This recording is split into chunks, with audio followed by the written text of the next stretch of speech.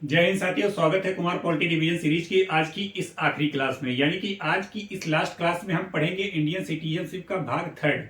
इसके पहले पार्ट 2 पढ़ चुके हैं और पार्ट 2 में हम लोगों ने पढ़ा कि संविधान के भाग 2 आर्टिकल 5 to 11 में नागरिकता का प्रावधान किया गया है, जिसमें हम लोगों ने 26 जनवरी 1950 के पहले यानी कि भारत में संविधान लागू होने से पहले नागरिकता का क्या प्रावधान था तथा 26 जनवरी 1900 लागू होने के बाद यानी कि जो कहानी अंग्रेजों के शासन के समय थी वो भी जानी, और जब हमारा भारत देश में संविधान लागू होने वाला था यानी कि 26 जनवरी 1950 के बाद भारत में नागरिकता की प्रक्रियाएं क्या होती हैं वो सारी चीजें हम लोगों ने अभी तक समझ लिया है। और आर्टिकल 5 से लेकर के आर्टिकल 11 तक हम लोगों ने पार्ट 2 में समझ लिया था। अर्थात आज जो हम आगे कंटिन्यू करने वाले हैं आज की डेट में और आज के इस सेशन में हम लोग जानेंगे कि भारत में कौन कौन से कार्य करने से आपकी नागरिकता खतरे में पड़ सकती है। तो सबसे पहले हम जाने कि भारत में नागरिकता प्राप्ति के जो नियम थे वो हम लोगों ने जान लिया। अब ये समझे कि भारत में ऐसे कौन से हम कार्य करेंगे जिससे हमारी नागरिकता खतरे में पड़ सकती है। सबसे पहले चलिए देर ना करते हैं और वीडियो शुरू करते हैं और समझते हैं कि किन किन कारणों से भारत में नागरिकता खतरे में पड़ सकती है। जैसा कि पहले यहाँ पर मैंने बता दिया कि लॉस ऑफ सिटीजनशिप यानी कि भारत में नागरिकता की समाप्ति। भारत में 3 तरीके से नागरिकता की समाप्ति की जा सकती है। बेसिकली यहाँ पर मैंने बताया कि पहले भाग में आप कहते हैं परित्याग के द्वारा, दूसरा है वंचित, तीसरा है बर्खास्तगी के द्वारा। यानी कि इन 3 कारणों से भारत में नागरिकता आपकी समाप्त की जा सकती है। पहली क्या है? मतलब परित्याग के द्वारा। आप जब स्वयं किसी नागरिकता को त्याग कर देते हैं तो क्या कहलाता है? परित्याग। स्वयं से नागरिकता का त्यागना क्या कहलाएगा? परित्याग के द्वारा। दूसरा क्या है? वंचित। मतलब वंचित उन्हें कहते हैं जब कोई भी व्यक्ति नागरिकता प्राप्त कर चुका है, अब उसको भारत सरकार किस तरीके से टर्मिनेट करेगी और उसको नागरिकता से वंचित कर देगी। और तीसरा आपका क्या है? बर्खास्तगी के द्वारा। यानी कि अब जो भारत में नागरिकता समाप्ति के नियम है ये 3 है। कितने हैं? 3 है। पहला कौन सा है? परित्याग के द्वारा, दूसरा वंचित के द्वारा और तीसरा कौन सा है? बर्खास्तगी के द्वारा। परित्याग के द्वारा जैसे मैंने पहले बता दिया कि स्वयं के द्वारा नागरिकता का त्यागना क्या कहलाएगा? परित्याग। परंतु वंचित, मेन टॉपिक यहां पर समझने वाला वंचित कह लेते हैं जब आप किसी देश की नागरिकता धोखे से प्राप्त कर लेते हैं। कैसे प्राप्त कर लेते हैं? धोखे से। मान लीजिए गवर्नमेंट को आपने कोई गलत साक्ष्य दे दिए। क्या दे दिए? गलत सबूत दे दिए, गलत साक्ष्य दे दिए और कहीं ना कहीं जो है अनलीगल एक्टिविटी करके अपने साक्ष्य में हेर फेर करके गवर्नमेंट को गुमराह करके आपने धोखे से नागरिकता प्राप्त कर ली है। तो इस कंडीशन में यदि आप दोषी पाए जाते हैं तो भारत सरकार या फिर अन्य भारत सरकार आपकी जो है नागरिकता समाप्ति कर सकती है। दूसरा क्या है? Trade enemy country.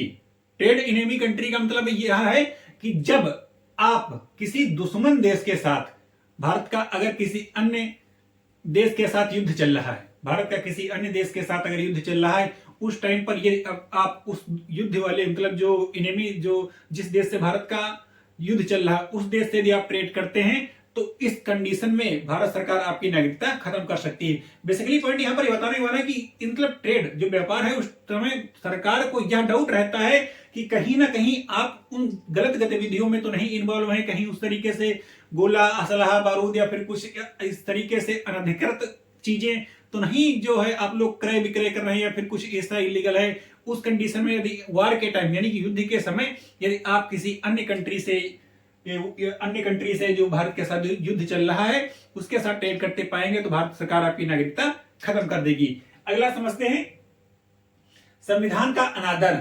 यदि भारत सरकार के संसद का कहना नहीं मानते हैं और भारत में संविधान का अनादर करते हैं तो भारत सरकार आपकी नागरिकता वंचित कर सकती है, आपको नागरिकता से टर्मिनेट कर सकती है।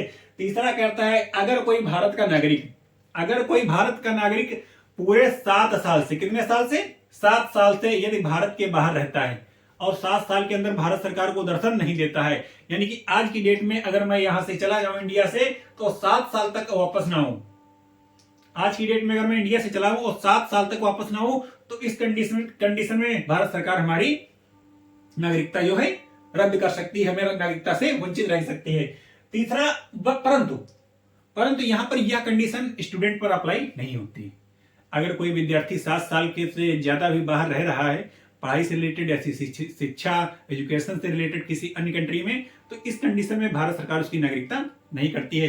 परंतु यदि कोई सामान्य नागरिक 7 साल से भी ज्यादा समय पर भारत से बाहर रहता है और 7 साल के भीतर भारत में नहीं आता है, तो इस तरीके से भारत सरकार उसकी नागरिकता खत्म कर सकती है।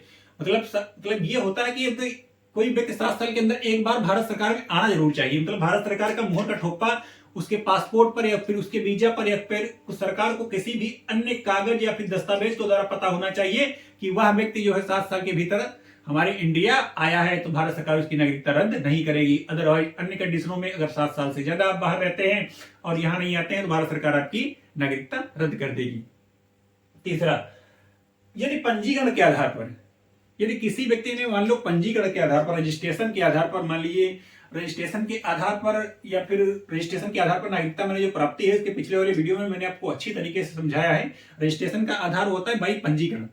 अगर कोई भारतीय मूल का व्यक्ति आकर के यहाँ पर किसी महिला से शादी कर ले रहा है, ठीक है, तब या तो फिर कोई व्यक्ति अपने जो भारतीय मूल का व्यक्ति आवेदन करने से 7 साल से पूर्व भारत में रह रहा है, तो रजिस्ट्रेशन के द्वारा वो नागरिकता प्राप्त कर सकता है। ये क्या है? पंजीकरण के आधार पर नागरिकता। पार्ट 2 में हमने आपको समझाया।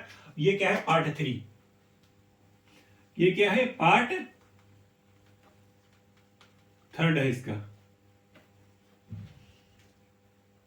पंजीकरण के आधार पर नागरिकता, यहां पर बात चल रही थी पंजीकरण के आधार पर नागरिकता। यदि कोई व्यक्ति रजिस्ट्रेशन के आधार पर भारत में नागरिकता प्राप्त करता है और उस व्यक्ति को, मान लीजिए आज मैंने रजिस्ट्रेशन के द्वारा नागरिकता प्राप्त की और आज से 5 साल के अंदर, आज से लेकर के 5 साल यानी कि 1 पंचवर्षीय तक लेकर यदि किसी अन्य देश में या किसी अन्य देश में मैं अपना एग्जाम्पल देकर बता रहा हूं कि मैं व्यक्ति हूं, रजिस्ट्रेशन के आधार पर मैंने भारत की नागरिकता प्राप्त की और आज से लेकर के 5 साल के अंदर मान लीजिए किसी अन्य देश में मुझे 2 साल की कैद होगी, क्या होगी?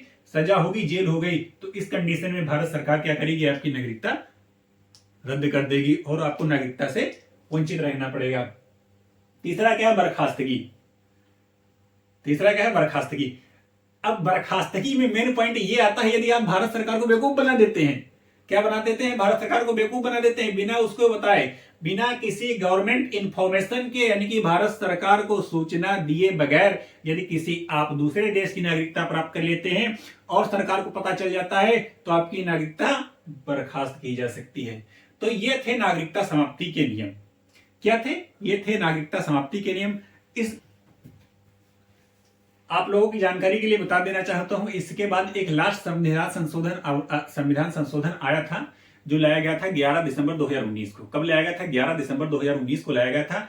11 दिसंबर 2019 में जो संविधान संशोधन अधिनियम लाया गया था नागरिकता से रिलेटेड, उस संविधान संशोधन में बताया गया था कि जो भी व्यक्ति अफगानिस्तान, श्रीलंका और बांग्लादेश से जो हिंदू, सिख, बौद्ध, जैन धर्म, पारसी, इस तरीके के जो हिंदू समुदाय के लोग थे, अगर वो 31 दिसंबर 2014 से पहले भारत में आ जाते हैं, तो आए हैं, और तो भारत सरकार उनको नागरिकता दे देगी। परंतु ये किसको देगी? सिर्फ अल्पसंख्यकों को। परंतु बहुसंख्यक में मुस्लिमों को यह संविधान संशोधन नागरिकता प्रदान नहीं कर सकता था। तो लास्ट में आप लोगों की जानकारी के लिए मैंने बता दिया। अगर यह वीडियो हमारा जरा भी अच्छा लगे और इसी के साथ आप लोगों को संविधान का जो चैप्टर है पूरी तरीके से रिवीजन हो चुका है और कंप्लीट हो चुका है। जैसा कि आप लोगों को मैंने पहले बता दिया था कि मात्र यह एक रिवीजन सीरीज है। हम लोग इसमें पार्ट लेकर के, यानी कि एक लेसन लेंगे, हम लोग उसका रिवीजन करेंगे। यह वीडियो किसी भी नोट्स को नहीं बनवाता है। सिर्फ जिन विद्यार्थियों का कुमार पॉलिटी रिवीजन सीरीज यहाँ पर चलाने का मेन उद्देश्य मेरा ये था कि जो ऑलरेडी कुमार सर से पढ़ रहे हैं वहां पर आकर वो यहाँ पर आकर के अपना रिवीजन कर सकते हैं, जिससे क्या होगा कि कम टाइम लगेगा और उनकी तैयारी और भी अच्छी हो पाएगी। इसी के साथ मैं अपनी बात समाप्त करता हूं। अगर ये वीडियो संविधान का जो मैंने चैप्टर लिया था एक नागरिकता, आपको इससे रिलेटेड थोड़ी बहुत भी जानकारी मिली हो या फिर वीडियो थोड़ा भी अच्छा लगा हो, तो इस वीडियो को लाइक कीजिएगा और हमारे चैनल को फॉलो सब्सक्राइब करना न भूलिएगा, ताकि इस तरीके से रिवीजन सीरीज की आने वाली जो भी चैप्टर की क्लासें आपके पास सबसे पहले पहुंचे और फिर इसके साथ आपको जानकारी को बूस्ट करे। चलिए ठीक है, मिलते हैं अगले वीडियो में, तब तक के लिए जय हिंद जय भारत।